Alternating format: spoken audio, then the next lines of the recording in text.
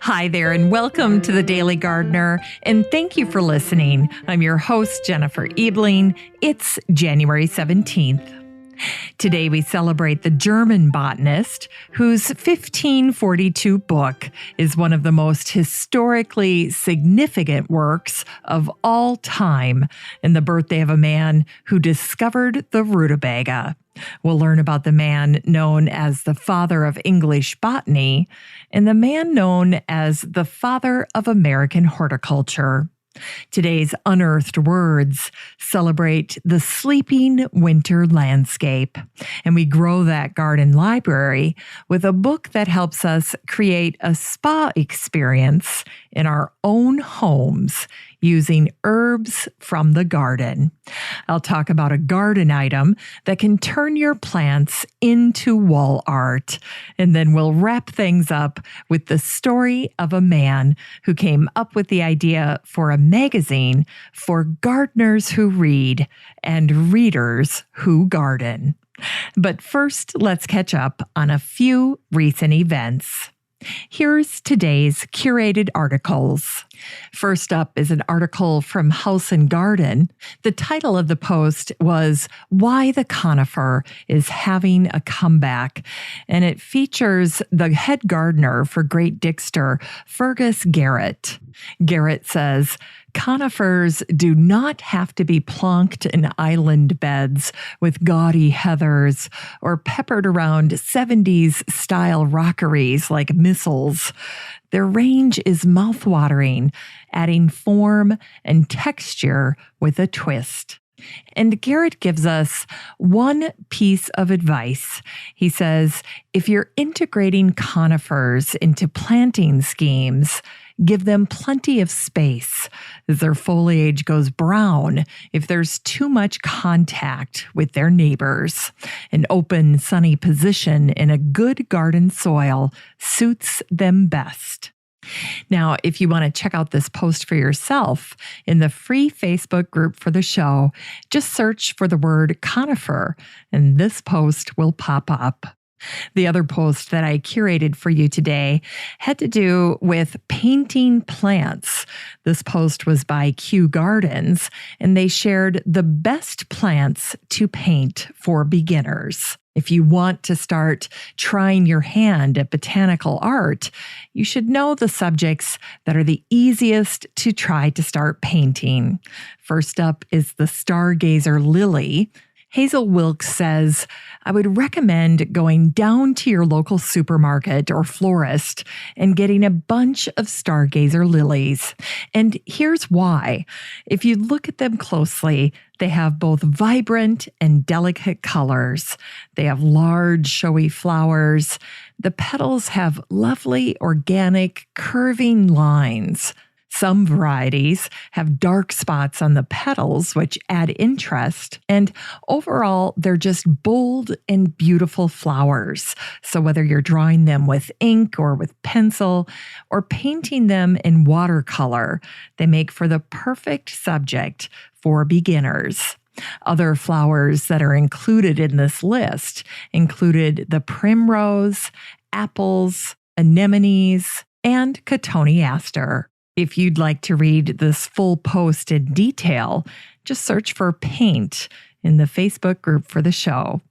Now, if you'd like to check out these curated articles for yourself and you're not in the group, you're in luck because I do share it in the listener community. It's in a free Facebook group and you can join it. All you have to do is go to the top of the search bar the next time you're in Facebook and type in the Daily Gardener Community and then request to join. And then I'll admit you and voila. You're in the group, and all of these posts will start showing up in your Facebook feed. They'll be interspersed with beautiful pictures of your friends and family. Here's today's brevities. Today is the birthday of the German botanist Leonhart Fuchs, who was born on this day in 1501. Leonhart and his wife had 10 children. The genus Fuchsia is named after Fuchs. Leonhart published the first drawing of a corn plant, and he also drew one of the first illustrations of the pumpkin plant, and it was quite beautiful. It took Leonhart 31 years to write his herbal masterpiece called Historia Stirpium. In the book, he describes 497 plants and provided 500 illustrations. In 1542, the book was published, and the medicinal uses for each plant were included in the descriptions. Leonhart's goal was to make the knowledge of herbs accessible to the people, and the fact that his book contained so many illustrations definitely helped him achieve his goal. Leonhart's book described over 100 plants that had never been written about before, like pumpkins, chili peppers, corn, and squash. Leonhart's Historia Stirpium is regarded as one of the most historically valuable and significant books of all time. Now, I wanted to share that the cover of this book, which is beautiful, was a bit of a mystery to me. It shows a tree with a coffin in its branches. And it turns out it was a printer mark of the printer, Michael Isengren, who was the printer of Historia Stirpium. The image of the coffin in a tree forms a Christian cross, and the tree holding the coffin was a holly tree. The depiction of a holly tree was deliberate. Holly is a symbol of eternal life, so essentially the image represents life and death, the coffin in the tree. Incidentally, the holly tree is regarded as the evergreen twin of the oak. And today is the 460th birthday of the Swiss botanist Gaspard Bauern, who was born on this day in 1560. Gaspard spent his life classifying plants, and he ordered plants in a way that's familiar to us today, using binomial names, one for the genus and one for the name of the species.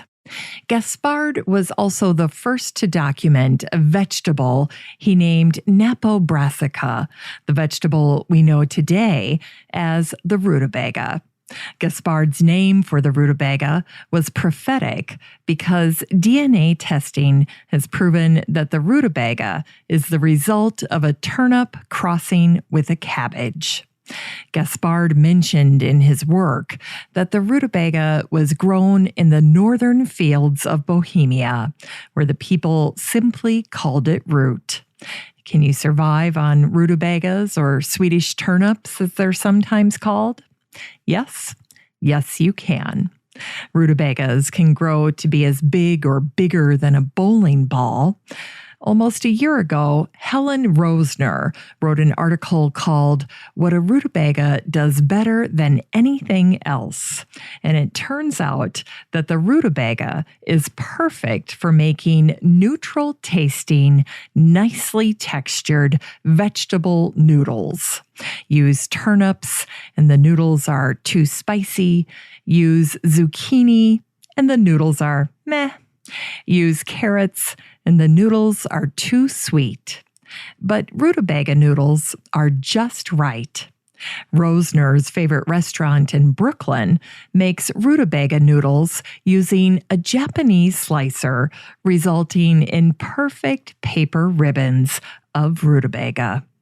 If you looked at the finished dish, you'd never know they weren't real pasta. Gaspard wrote Pinax Theatri Botanici, an illustrated exposition of plants. In his book, he described thousands of plants, and he classified them using binomial nomenclature. Naturally, his work is considered a forerunner to that of Carl Linnaeus. And today is the anniversary of the death of the botanist and theologian John Ray, who died on this day in 1705. Ray is regarded as the most distinguished British naturalist of the 17th century and the father of English botany. Ray was born to a blacksmith, and his mother was an herbalist. He was an ordained minister, but then turned his attention to zoology and botany after the King of England ordered the clergy to condemn their covenant with the church. In 1650, 25 years before the first maps of Europe were written for the masses, Ray went on a quest. He traveled around Europe for 3 years with 2 friends, and he observed flora and fauna. Ray coined the botanical terms petal and pollen. His book, Historia Plantarum, was the first textbook of modern botany. The naturalist Gilbert White wrote, "Our countryman, the excellent Mr. Ray, is the only describer of plants and animals who conveys some precise idea in every word and term, maintaining his superiority over his followers and imitators." The sculptor Faith Winter created a distinguished-looking statue of John Ray, and it was unveiled by the botanist David Bellamy on October 11th, 1986. And today is the anniversary of the death of the Scottish-American plantsman Peter Henderson, who died on this day in 1890. Known as the father of American horticulture, Peter published Gardening for Profit in 1866, followed by Gardening for Pleasure. Gardening for Profit was the first book to ever be written about market gardening in the United States. When Peter arrived in the United States, he worked for some time for the nurserymen George Thornburn and Robert Buist. After years of refining his growing systems and practices, he established his seed company on his 49th birthday. Peter ran the company alongside his 2 sons, Alfred and Charles. In Peter's biography, written by his son Alfred, it said, "His long experience as a market gardener probably made him realize more than most seedsmen the necessity of testing seeds before offering them for sale. But whatever the cause, the fact remains that he was the first in this country to initiate the true and natural way of proving the vitality of seeds, and that is by sowing them in the soil. The seedman's usual plan being to germinate them in moist cotton or flannel, nearly always a misleading method. Peter lived nearly his whole life in Jersey City. He began a friendship with Andrew Carnegie after reading his book called Triumphant Democracy. He also became friends with Reverend Henry Ward Beecher. It turns out they shared a giddy love for flowers. Mr. William R. Smith, the superintendent of the Botanic Gardens in Washington, paid Peter the highest possible tribute, calling him the great horticultural missionary. In Unearthed Words, here are some poems that use a sleeping metaphor to describe the landscape in winter. This first one's from Conrad Aiken, the American writer. The hiss was now becoming a roar. The whole world was a vast moving screen of snow. But even now, it said peace. It said remoteness. It said cold. It said sleep. And here's a verse from Lewis Carroll, the English writer. I wonder if the snow loves the trees and fields, that it kisses them so gently. And then it covers them up snug, with a white quilt. And perhaps it says, go to sleep, darlings, till the summer comes again. And here's an excerpt from The Cold Earth Slept Below by Percy Bysshe Shelley, the English Romantic poet. The cold earth slept below, above the cold sky shone, and all around with a chilling sound from caves of ice and fields of snow, the breath of night like death did flow beneath the sinking moon. The moon made thy lips pale, beloved. The wind made thy bosom chill. The night did shed on thy dear head its frozen dew, and thou didst lie where the bitter breath of the naked sky might visit thee at will.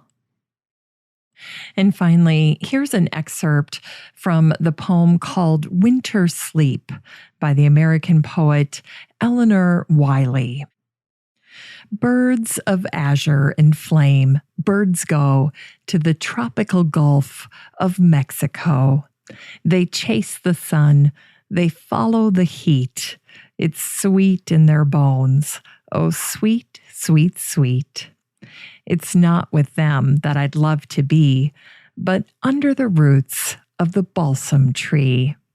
Just as the spiniest chestnut burr is lined within with the finest fur, so the stony-walled, snow-roofed house of every squirrel and mole and mouse is lined with thistledown, seagull's feather, velvet mullein leaf heaped together with balsam and juniper, dry and curled, sweeter than anything else in the world.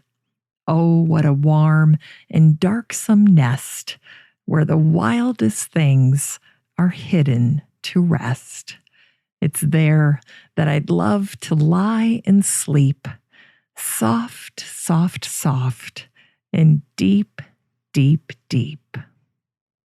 It's time to grow that garden library with today's book, The Herb Lover's Spa Book by Sue Getz. This book came out in 2015, and the subtitle to this book is Create a Luxury Spa Experience at Home with Fragrant Herbs from Your Garden. Yes.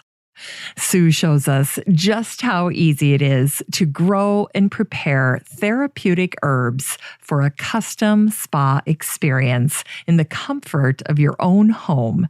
It will help you unplug, relax, and make the world go away. Sue was the perfect author for this book.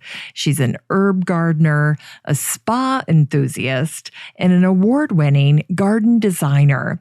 She gives us simple tips for growing and preparing herbs for aromatherapy oils, lotions, tub teas, masks, scrubs, sachets, and more. You can get a used copy of the Herb Lover's Spa Book by Sue Getz and support the show using the Amazon link in today's show notes for under $3. Great deal.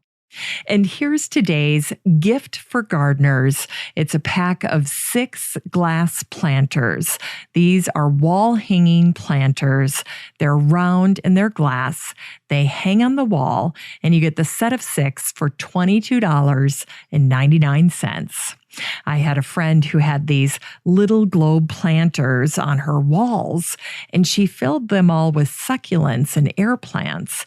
And then over the holidays, she added mini LED lights that have the warm color, not the cold color, but the warm colored ones. They are battery operated and they looked really great. So she hung hers with screws, and I'm planning on using my favorite moldable glue product, Sugru, to hang mine. Anyway, they look very cool on the wall with air plants or with pothos or whatever you have. It ends up looking like plant art for your walls. It's perfect for anywhere.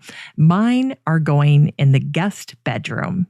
If you want to order one for yourself, just click on the link in today's show notes. You can get the pack of 6 glass planters and support the show by using the Amazon link. Finally, here's something sweet to revive the little botanic spark in your heart. Congratulations to Country Life contributor David Wheeler. His gardening journal, Hortus, is now 31 years old. He started it on this day in 1989. Adrian Higgins wrote about David's founding of Hortus in the Washington Post 8 years ago, saying, "A curious throwback to the analog age landed in my mailbox the other day. Hortus, a journal of garden writing." Almost everything about the quarterly periodical is wonderfully old-fashioned. It produces tactile and aesthetic pleasures once taken for granted. Flop in a chair, thumb the pages, and ponder that Hortus doesn't exist in some electronic ether. The only way you're going to get a copy of Hortus is in your mailbox. David Wheeler started Hortus 31 years ago. Wheeler has a motto that Hortus is for gardeners who read and for readers who garden. 31 years later, the subscription list continues to stay modest. Subscriptions are about $75 a year, which includes airmail postage. Wheeler also writes for newspapers and other periodicals to supplement his income. He tells his friends that Hortus pays for the tonic, but not the gin. And just for your information, I just bought a subscription myself. So Merry Christmas to me. Thanks for listening to The Daily Gardener. And remember, for a happy, healthy life, garden every day. The Daily Gardener is produced weekdays in lovely Maple Grove, Minnesota. You can find complete show notes over at thedailygardener.org. And be sure to share the show with your garden friends. You can find The Daily Gardener on all your favorite social media, Instagram, Twitter, and Pinterest, and of course, Facebook. While you're over at Facebook, don't forget to join the Daily Gardener community. Just search for these 3 words, Daily Gardener Community. The group will pop right up and then request to join. Finally, I want to thank my team at Podfly Productions, where my fabulous editor is Eric Begay. Have a great weekend in the garden, and we'll see you on Monday.